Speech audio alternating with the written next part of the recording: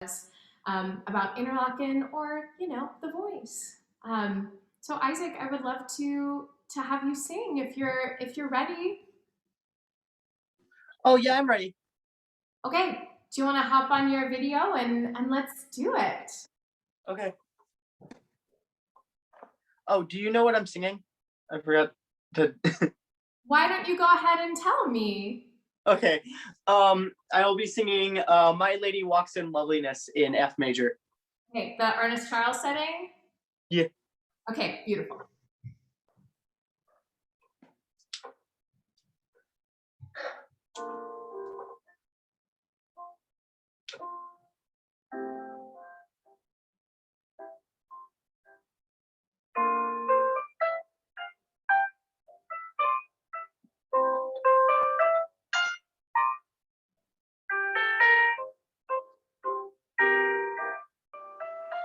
My lady walks in loveliness and shames the moon's cold grace.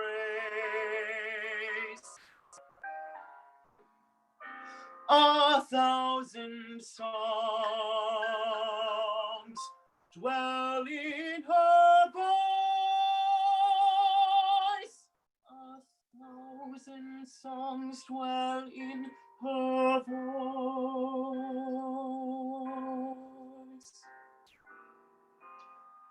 Enchantment in her face, and love himself lays down his lute to mark a passing there. A lovely lyric lady with sunset in her hair.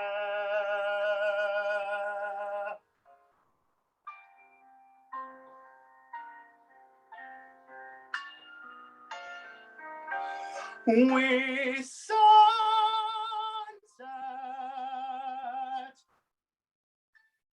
in her hair.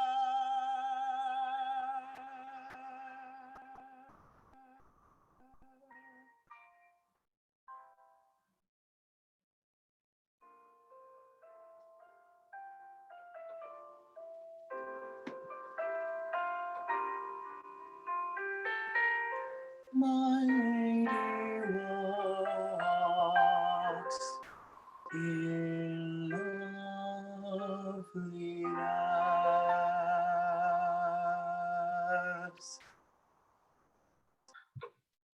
Beautiful work. Thank you so Thank much, you. Isaac. You have such a beautiful ringing voice. And tell me how old you are. Tell me how long you've been taking voice lessons. Tell me how long you've been doing this. I am 16 and I have been taking voice lessons practically my entire life. Okay, I've great. Yeah, my mother claimed that I was singing before I was talking. I don't know how true that is, but it's always what she told me. So, I actually have a phrase that I say to my students all the time, which is that we sing before we talk. Like we use our voice in that manner, and so much of what we do in these voice lessons is like bringing ourselves back to those natural instincts. That's a beautiful message. Great, yeah. Your voice has so much. I can tell that you've been singing for a long time. It has a lot of maturity to it. It has a lot of ring to it. It has a lot of beautiful spin to it. You're doing really, really great work. Um, thank you. the way that I love to open these master classes is for you to tell me, and this always feels just a little uncomfortable for a lot of people, but actually, two things that you really felt were special about what you did. And then after we've really addressed those things because they're so important to keep in our hearts, like what do we do well, what makes us special, then I'll have you tell me one thing that if you were to do it again, you would perhaps do differently or want more of. Okay, so first off, two things that were special about what you just did. Just now, Yeah. I think that one of the things that I could consider special is that I was envisioning, like, you know how the song talks about this lady and stuff. Well, I was envisioning this lady, um, which I was told would help me further connect to the piece, which Yeah. also makes the piece sound better because you actually care about what you're singing. Yeah. And I think another thing that was special was I tried really, really hard to make sure that I was focused on my emotions the entire time, like my expressiveness, because a lot of the times whenever I'm performing, a lot of the times I can tend to drop off, which is commonplace for most people. But I think I did really well on keeping the story going. I agree with you for both of those things. Now, go back and tell me if you were to do it again, what would you change yourself? What would you want more of, or less of, or differently? I think I would probably want to have like breathing be more consistent because I had to cut short some of the notes sometimes. Great. Okay, great. Let's start there. I want you to tell me what a good breath feels like, a singer's breath feels like to you. What's the vocabulary that you use? And maybe I can introduce a few new things. I think a good singer's breath makes you feel powerful, I guess. Like it's doesn't really make you like, how do I say this without sounding wrong? There's Um no wrong. Only like um your vocabulary, your way to talk about it makes you feel sturdy. It makes you feel like you are confident. it. Like Yeah. the correct breathing actually makes you better, like genuinely, not only from sound but emotionally, which helps you connect to the piece better. Yeah, absolutely. We breathe with emotion, we breathe with expressivity. Totally. I like the word that you use, sturdy. I'm going to give you a metaphor and an analogy, and we'll see how this plays out and how you like it. Okay. With all of these master classes, you might be doing several this week. You might be doing. You've probably done a bunch of master classes in your life. So what I always say from these master classes is you're going to get so much input on your voice. You're going to get so many ways to describe things, and it's your job to distill through and find what works. So if there's something that I give you today that works, I give it freely. And if it doesn't, play with it, certainly lean into it while we're here, and then feel free to use what works, throw away what doesn't, because there's so many ways to get to good singing and free singing. Okay. So the Yeah. analogy we're going to use is a pool and a beach ball. Okay. I want you to imagine that where you're standing right now, you're now in a pool, and it goes right up to about like your belly button. Okay? Water goes right up to about your belly button. And then I want you to visualize a beach ball right on top of the water. Okay? Great. Right here, put your hands on top of that beach ball. And I want you, as you breathe, to just lower that beach ball. So you're going to actually inhale the drop, if you can. So let it come back up. Breathe in, inhale the beach ball. Nice. Okay, very good. What did that feel like? It felt a little tense because I had to like go like this. Okay, great. Relax your arms. The point is really not about the arms and what the arms are doing. The point is about how that imagery of the beach ball drops you into that sturdy place in your body, right? Okay, let's try one more time. You can use your arms or you can just imagine. It can be an imaginary beach ball, okay? Okay. But going from right here, and it's dropping down, okay? Good, great. So I'm going to ask you to keep playing with that beach ball analogy. When you breathe, the beach ball goes down. And then when you're singing, a way to describe the relationship that we should have to our body and our breath when we're singing is that it has that same buoyancy as a beach ball underwater. It's not like concrete that falls and it's heavy and it's locked down, right? But it's also not, it doesn't allow the beach ball to come straight back up. It's our job to keep that beach ball underwater in like a buoyant, flexible connection. The beach ball does, it wants to naturally spring back up. So there's energy involved in keeping it under the water, but it's not heavier locked energy. The words I like to use are certainly sturdy and low, but in a way that's buoyant, in the way that's really nice and flexible. Okay, so I'm going to have Okay. you play with a beach ball underwater, and then getting into that emotional connection. Do you ever take just the words of a song and just speak them? Just find like Yeah. how they live. Okay, great. I'm going to have you do that. We're going to do it maybe like sometimes there's a benefit to monologuing, so finding like what our emotional intent would be for all these words, but I'm going to have you speak them with a real nice line, like the sound never stops, one pitch, one syllable to the next, kind of like that, so like you're a little robot. Okay, so what are the first words of this piece? My lady. My lady walks. Yeah, great. So we're gonna do something like this. Hands here, and we don't have to tense the shoulders, right? We just have to imagine the beach ball. We breathe the beach ball down. My lady Mhm. walks in loveliness. Just like that. Okay? Okay. Can you do that? My lady walks in loveliness.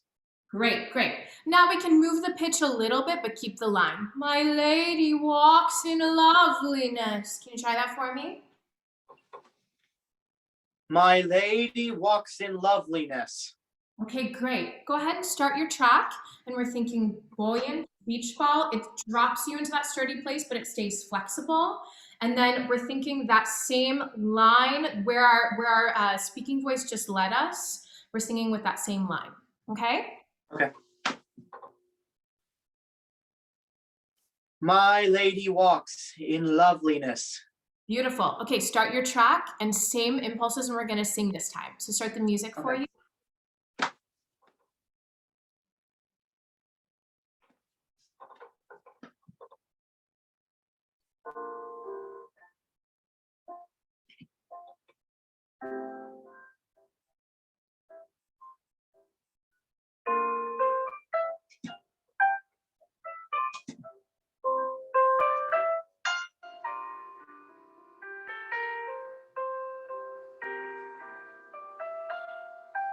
Lady walks in loveliness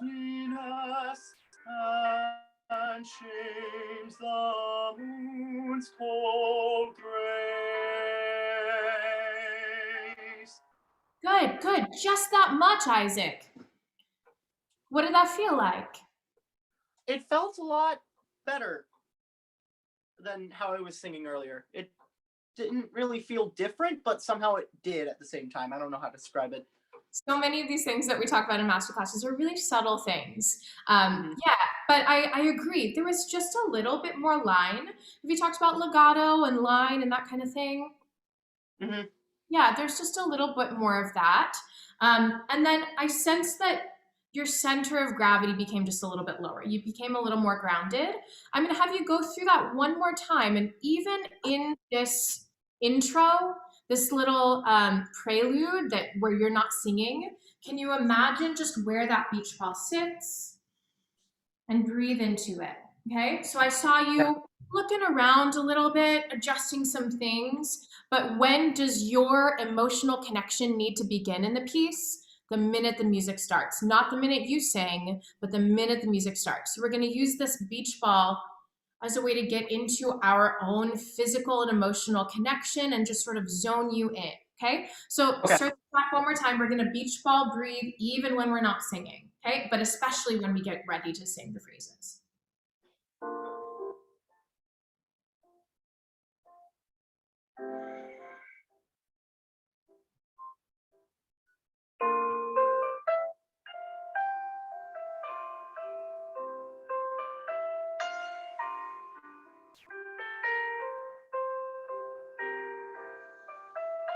My lady walks in loveliness and shames the moon's cold grace. A thousand songs dwell in her voice. A dwell in her voice. Good. Isaac, that was beautiful. That was really nice and connected. What I got was it sort of, I'm sorry, you might hear my dog like running around in the background. It's okay. I saw you focus in and I saw you really just express this text in a wonderful way. And what I saw was that the pitches that in this piece are pretty rangy. They evened themselves. And even as you were making adjustments as you need to, of course, like moving up and down your range, it sounded really smooth. That was beautiful. I want you to tell me how that felt. It felt like, whenever I said how it felt different but the same earlier, it felt like that, but more amplified. It was weird because it's not different inherently, but it still feels different enough. Yeah, and I'll tell you some tangible differences.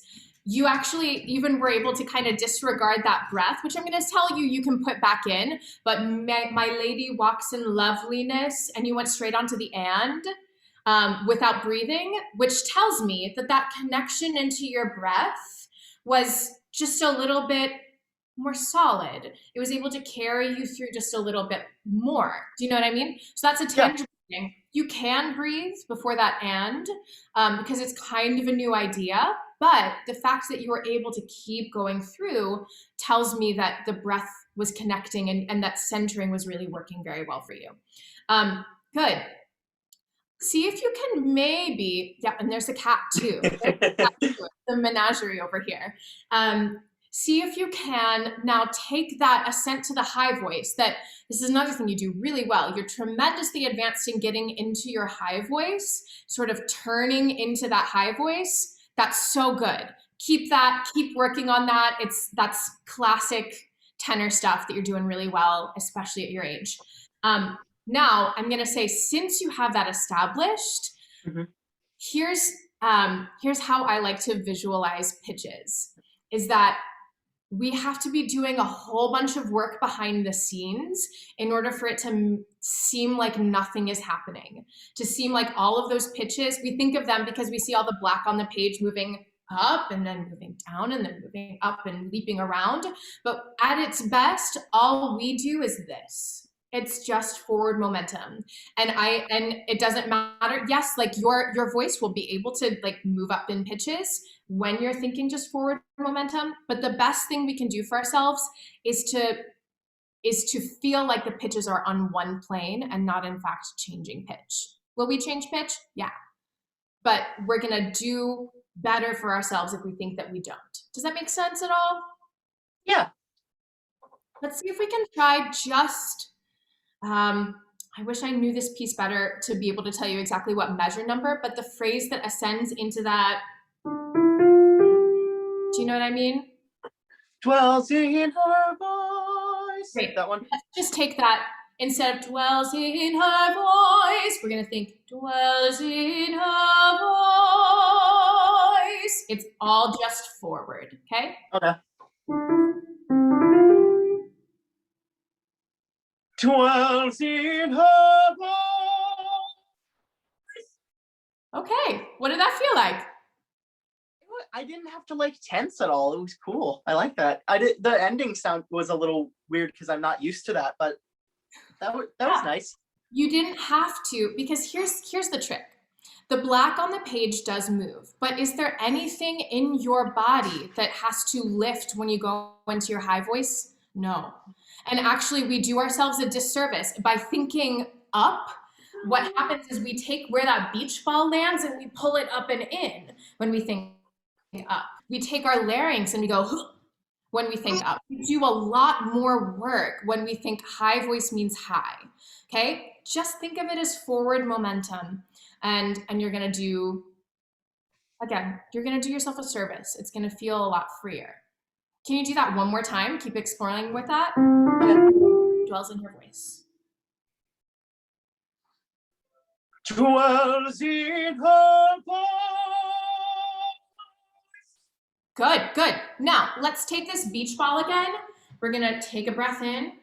Dwells in her voice. And if anything, we're gonna just push that beach ball just a little lower under the water, okay? Okay. As we ascend. As in a voice. Dwells in her voice. Good, good, good. Really nice. What I hear on the top, in her voice, you're holding it. You're singing it for yourself. I call this like, sure, why not? I'll go into this metaphor. I call it eating your pizza. Like Ernest Charles, he's the chef. He bakes his pizza, and I and the other people in this Zoom call, we are the people who get to eat the pizza. It's your job to deliver.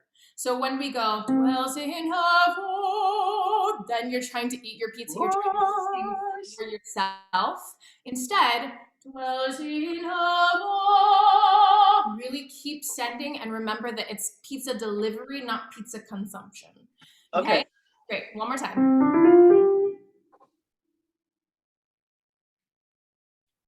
Dwells in her voice. Nice. Really nice. I dig that sound majorly. So does Pamela the cat. She came over to congratulate you. Oh, it was a really nice high note. Great. Thank you, Pamela. Yeah. Great. Let's see. Can we keep going in the song? Because I really want to get to that high note. And we're gonna put a lot of these same things in. This concept of like pitch changes and melodies are all just forward momentum, and it's like a fallacy to think of it of notes as moving up and down. We're just moving forward. That's all that's happening. And then thinking this nice grounding with the beach ball. Okay. So if you can like start the track even just right where it was. After that, dwells in her voice is fine, and we're just gonna keep going. Okay. Okay.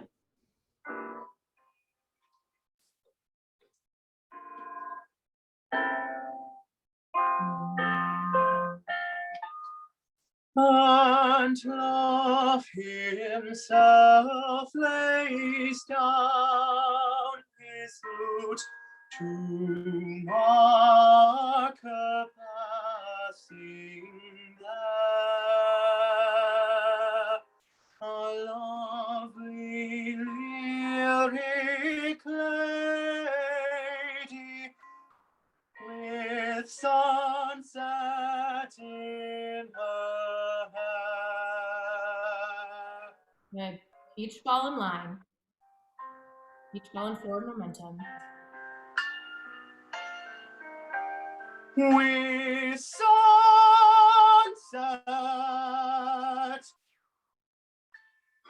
in her hair.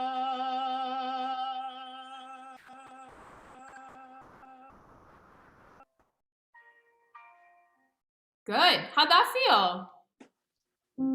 It felt uneasy personally because I'm not used to singing like this, I guess. But it sounded better, I guess.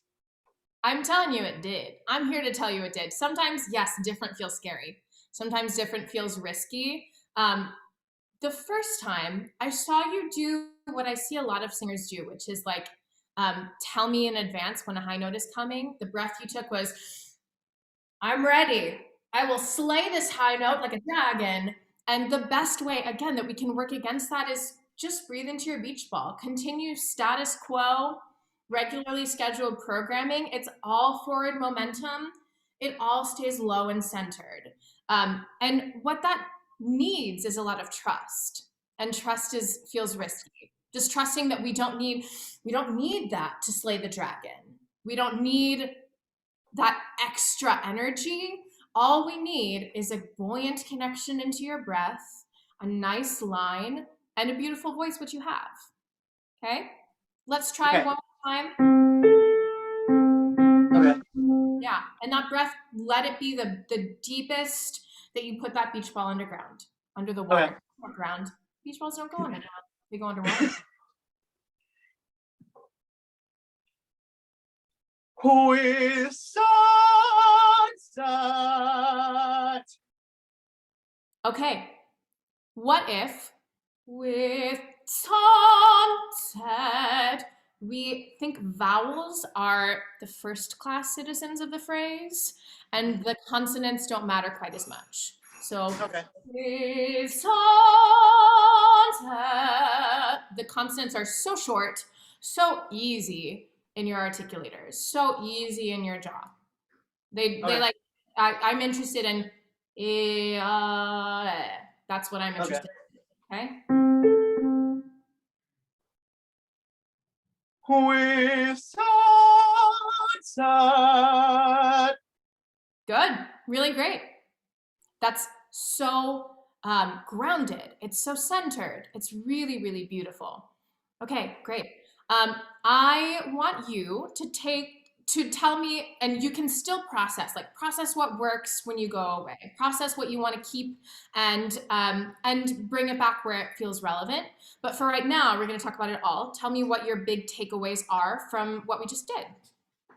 One of my biggest takeaways is I can't decide whether it's the making sure everything's like low physically and don't let it like get up here, or the line. I can't, like, both of those I hadn't really thought of before. Yeah, take them both. I give them freely, right? Take them both, and like remember pitch change being up and down is kind of in our head, and it's a construct of what's on the page. But the more we can just keep doing the same things, the more we're going to do ourselves a service. Remember that the breaths can stay calm and grounded, and yeah, keep that metaphor, keep that analogy of the beach ball if it feels like it helps you. And then yeah, line the idea of constant forward momentum from syllable to syllable, that the vowels are the first class citizens and we keep that forward momentum. We don't allow Mhm. the consonants to chop the line. They're like little clothespins on a clothesline. They don't chop it. They're not scissors, right? Um, that's really, really excellent work, Isaac. Thank you for Thank sharing. you.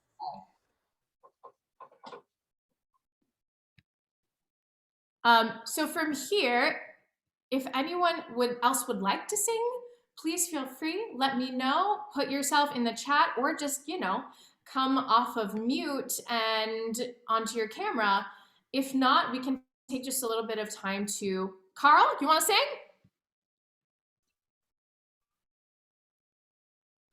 Yeah, I'd love to, if you'd like to hear. Great. Let's do Okay. it. Yeah, sure. Let me set something up real quick, and we'll get it going. Okay, hang on. While Let me turn Carl my is camera setting on up, here. I just wanted to pop in and say that was really beautiful, Isaac. I so enjoyed listening to you, and I so enjoyed listening to Autumn teach for the first time. I haven't had the chance to observe you yet, so it was just a joy and a pleasure.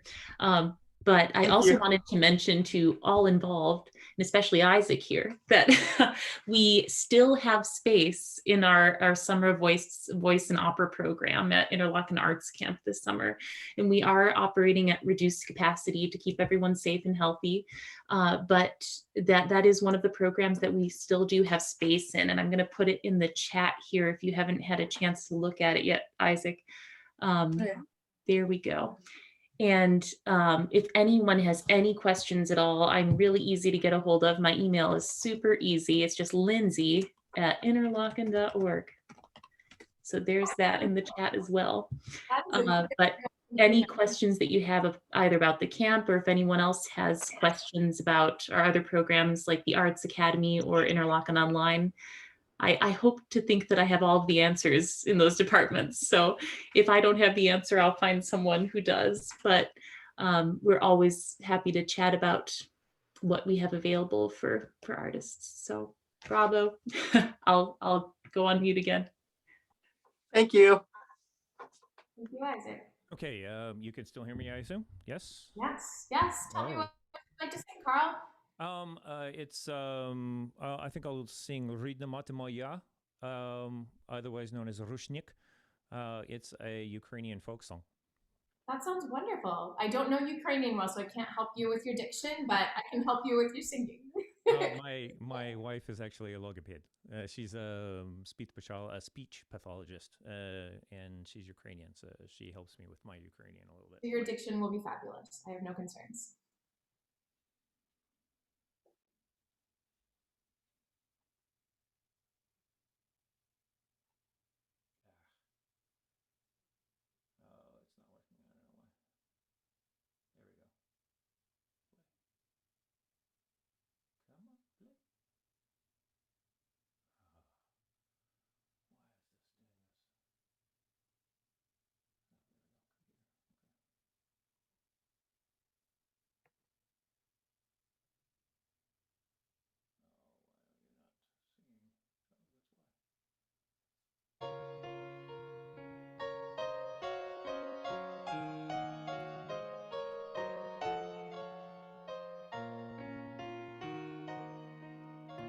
Rідна мати моя, ти ноче не доспала,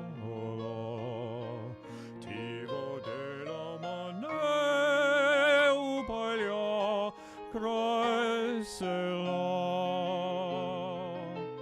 І в дорогу далеку ти мене на зорі проводжала, і рушник возиваний на щастя дала. І в дорогу далеку ти мене на зорі проводжала, і рушник возиваний на щастя на долу дала. Хай на новому світі русяниста доріжка, і зелені луги соляні гаї,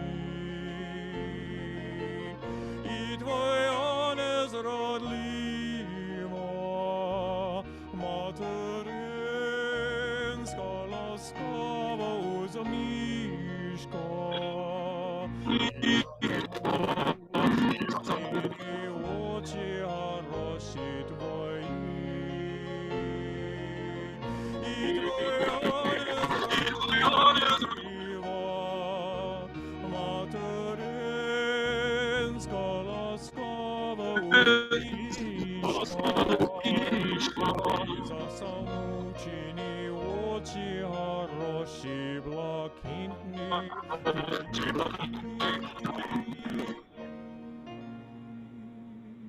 Я візьму твой рушник, простеру вимші ліси трав, череташні дібров, і на тім рушничкові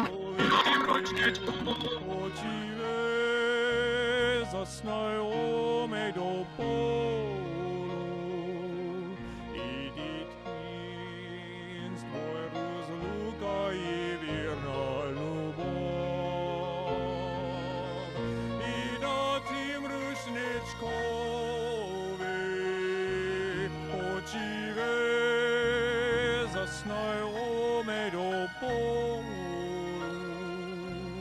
і дитинство розлука і вірна любов.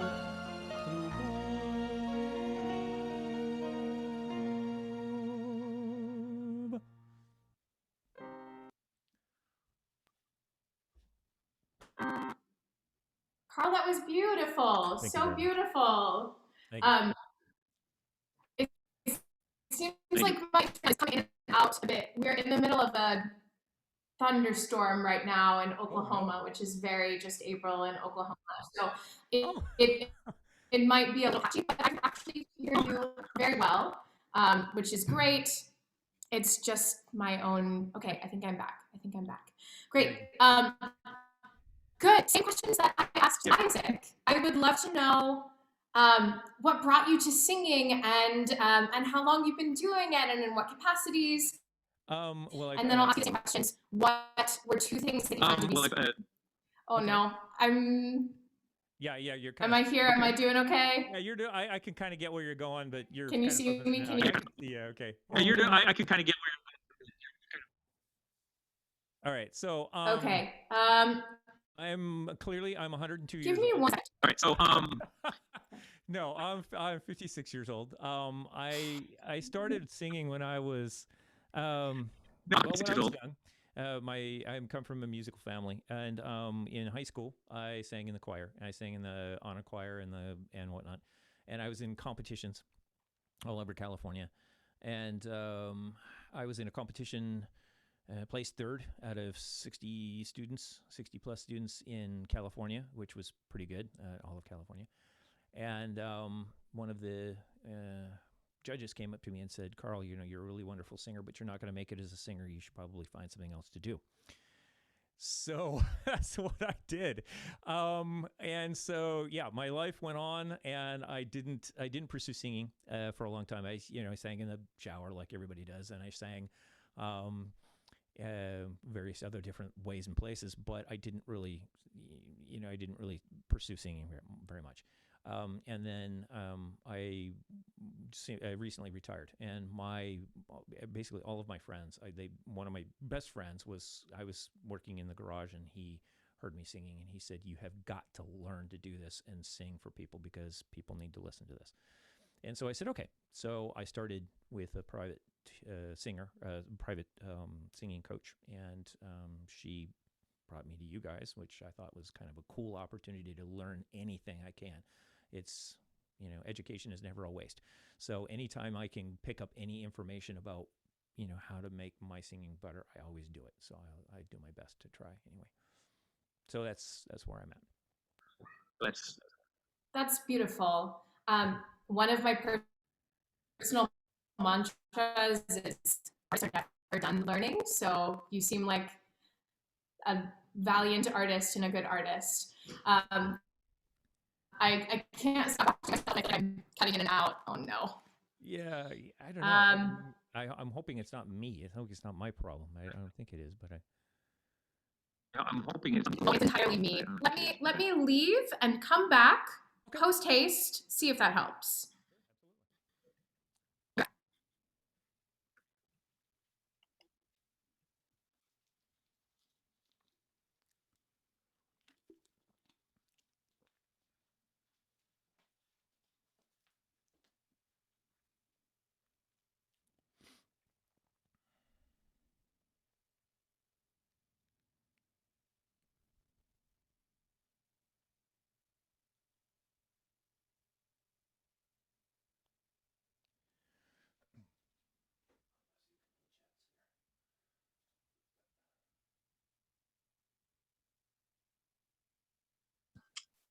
Okay, I'm back. I'm on my phone. Hopefully this works better. Can everyone hear me?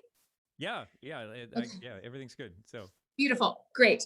Okay, awesome. Yeah, I love that story. And I was saying one of my personal mantras is that artists are never done learning. There's a quote from Martha Graham that talks about there's no satisfaction whatever in being an artist. There's only a queer divine dissatisfaction that keeps us marching and more alive than others. And I feel like that's just what it is, right? So never be done learning and being better. And that makes you a wonderful artist. Good. Okay, great. Tell me 2 things that you thought were special about what you did, and then 1 thing that if you were to do it again, you would do differently. Well, let me start with what I would do better. Actually, I'm gonna make you start with 2 things that were Okay, the 2 things first. What did I do well? I thought that I improved as the song was going on. So as this, even though the start was a little rough, I think I got better as the song went on, and I didn't give up. I kept going, and I kept trying to make it better and trying to improve my connection with the song, and trying to improve my technique as the song was going on, instead of just giving up and saying, "Oh, this one sucks, so I'm not going to do it any." I tried to rally at the end. That's number 1. The other thing I think I did pretty well. I think I was my intonation was relatively good today, which sometimes it is and sometimes not with this song. This song is difficult. It's not an easy song to sing. And so on the high notes and whatnot, I think I got to the high notes, even though it was a struggle a couple times. I think I got it. So that's the good parts that I did. great. If I was going to do something better, I would have prepared better to start the song and sing, and I would have sung it more consistently the whole way through, I think. Okay. Other than that, I Great. think it did a pretty good job. So I agree. And like I said, it makes people feel just a little uncomfortable when they have to acknowledge things that they did well. But you're right. yeah, it really does. And I think it's, we end up being our own worst critics, but if and it doesn't have to mean that you feel like you're done. It doesn't have to mean that it's ego driven or it's arrogant, but acknowledging why we do this, acknowledging what we have to offer is actually a really, really important part of being an artist. Otherwise, why? Like, if we genuinely don't believe that we bring something to what we do, then we wouldn't do it. So keep acknowledging those things. Yeah, let's get started. I want to, let's work. This is going to be wonderful. So I talked about the beach ball inhale with Isaac. For you, I'm going to talk about audible breaths. And I'm going to talk about what the inhale truly is and what it does and the way that it needs to function. There's a perception in singing that the breath is there to tank us up. The breath is there and people start to see it. Can you hear me? Yeah, I can. Okay, great. That the breath is there and people start to see it almost like a little savings account. Like you have to save it up. You have to grab it at the beginning of the phrase, get your money for the month, and then really preserve it as you go through. And I'm going to tell you that that's a little bit of I'll talk about fallacies a lot, but like just a little bit of a fallacy.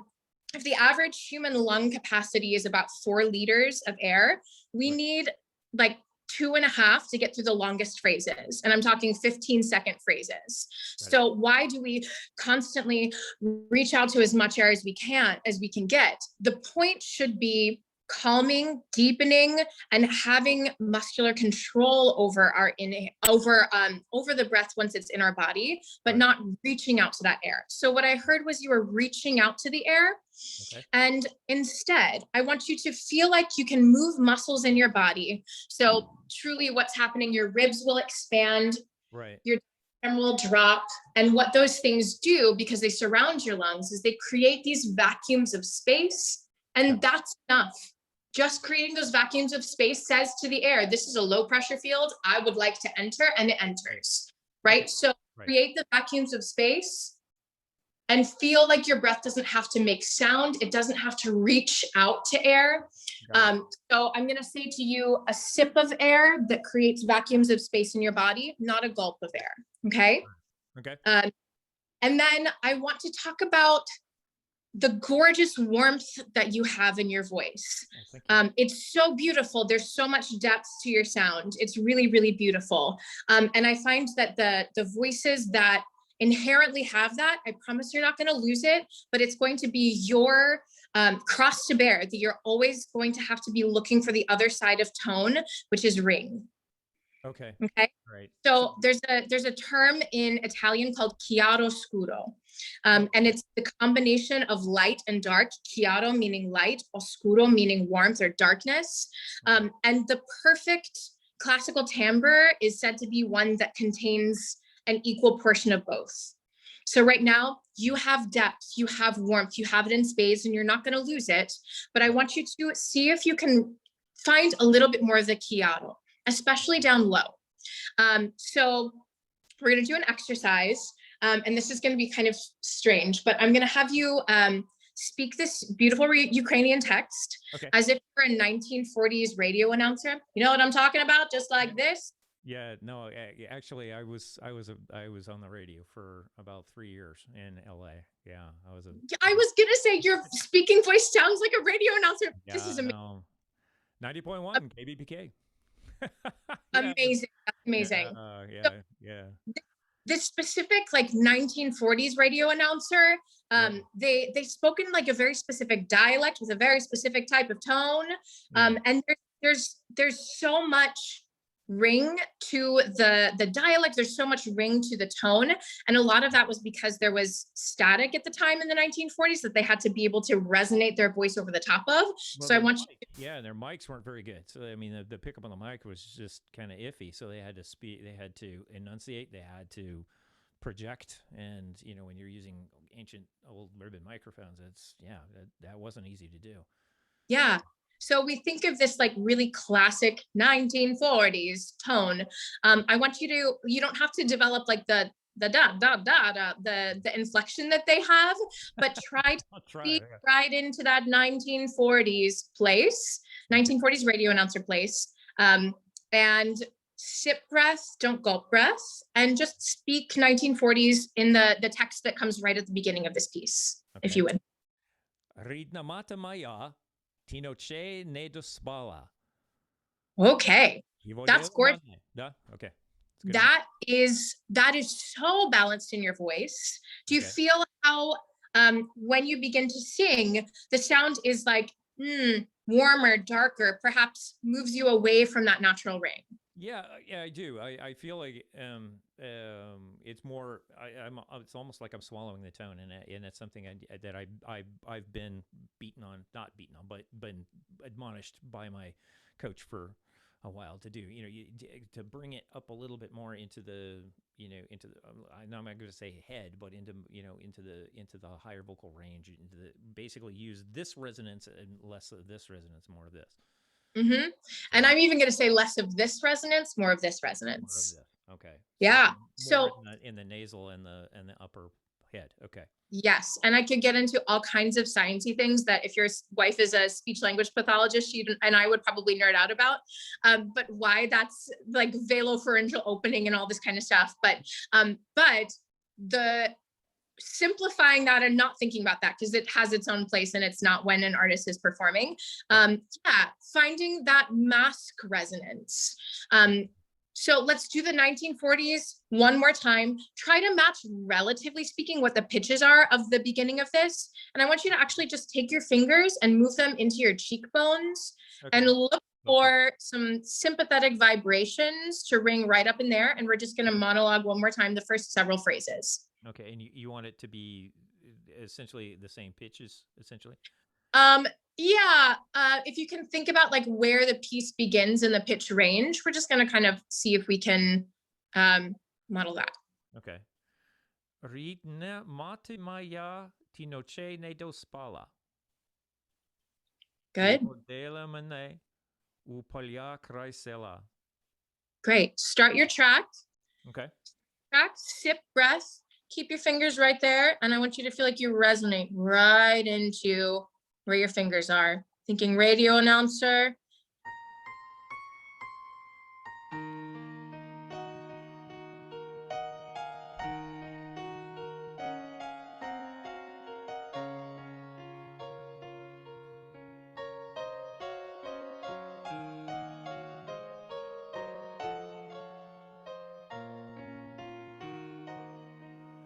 Ridna mate maya tinoche ne dospala. Tivo de la mane upalya crescella. If the road leku timane nazari provojola. Irushanik vasivani na shastya dala. If the road leku timane nazari provojola. Irushanik vasivani na shastya na dolu dala. Okay. Tell me how that felt. It was a little better. That was a lot better. And I could feel it. There were some times when I could feel that it sank down. But when I did that, I tried to change it up and get it back up to where it was, and I could actually feel. So that's that was, and I could hear the difference. There's definitely a difference in timbre. There's it's a concept called sympathetic vibrations that we're going to get. Right. The vibrations that truly create the pitch and create the music and the sound. Of course, they happen with our vocal folds, right? One of the magical things about the larynx. But beyond that, we can feel vibration here. We can feel vibration here. It's not because that's what's creating the tone, but it's because the sound waves bounce around. And so if we can direct those sympathetic vibrations, direct those sound waves higher up in your system, you're going to do yourself a favor. You might notice there's, we operate in vowels, and this is really, you know, in all languages. We have frontal vowels, forward vowels, we have back vowels. Okay. So what I sense for you is back vowels, like a, o, u, those are the ones that have the most potential to fall out of the ring, right? Got it. So can you put your fingers here and can you say ah, oh? Ah, oh, ooh. Ah, oh, ooh. Okay. That's simple. Do you feel the vibration right there? Absolutely. Yeah, Okay, absolutely. great. So the back vowels are going to be the ones, they're the most treacherous territory for falling out of that masky resonance. Right. I'm going to have you can go on to maybe that next verse, but pay particular attention to the back vowels. Imagine if here's our frontal vowels like e, that the back vowels in fact have to leapfrog over. They have to live the most frontal. We have to imagine them spatially even in front of the front vowel. Front of almost in front of my nose, basically, right? Yeah, okay. Got it. Absolutely. Great. Okay. Let's start the track, second verse this time. Still with your fingers right up in there, and keep playing with that sip of breath that creates that comes in when we create the vacuums of space. You're doing great with it. Okay.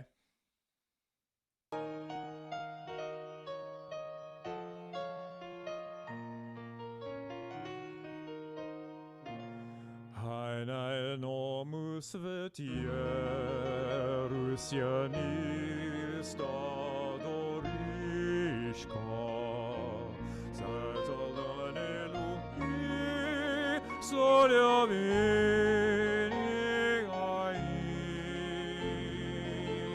I tvoja nezradljiva, materinska laskava uzamiška, I za samučini oči haroši tvoji. I tvoja nezradljiva, materinska laskava uzamiška, I za samučini oči haroši blakini tvoji.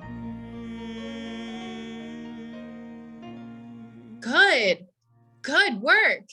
That was really different. It was. I heard that there was definitely a difference, and I'm gonna have to work on that breathing, because I can hear myself really trying to get that breath in there, and it's because there's not a whole lot of breath room in this particular. Yeah, there's not a lot, and so we put a lot of obligation to reach out to the air. What I'm going to tell you, just one more reminder, or like just tapping in with our body, giving ourselves a little button to think about.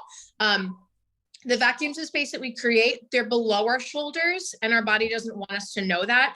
Our body thinks that this is the fullest breath that we can find lifted up into the shoulders, but just remember that it's the diaphragm and the abdominal release. It's the ribs getting wider or they're apart. That's where the vacuums of space really comes in. So as you're approaching that sip, make sure that it gets to the vacuums lower than your shoulders.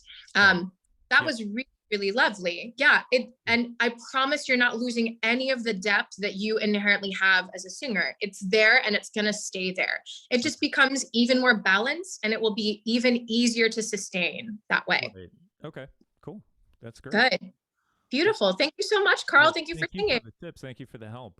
It's always great to hear, from. Yeah. So. You have a beautiful voice, and absolutely keep singing.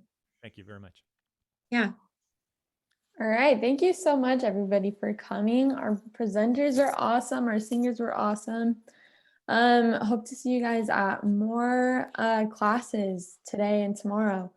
So just one more reminder that our expo hall is open for just about an hour and a half for the rest of today. But then we're also open tomorrow from noon to 8 p.m. Eastern time. So definitely encourage you, if you're interested, to hop on that and check it out. So is there anything else anybody wanted to add? I just wanted to add that we'll be in the expo hall from 2 to 4 tomorrow if you want to stop by and ask any questions about Interlochen. My cat wanted to say hello. Can't Bravo, avoid. Carl, that was beautiful. Yeah, Thank you very much. so much to Carl. Thank you to Isaac. Lovely. Yeah, and I'm going to drop my my own email in the chat in case anybody has questions about Interlochen or just wants to follow up on what we did today or has any questions. This is my Interlochen email, so feel free to be in contact. Thank you all right. much. Thank you. Have a wonderful day. Have a great day. Thank you guys. Bye.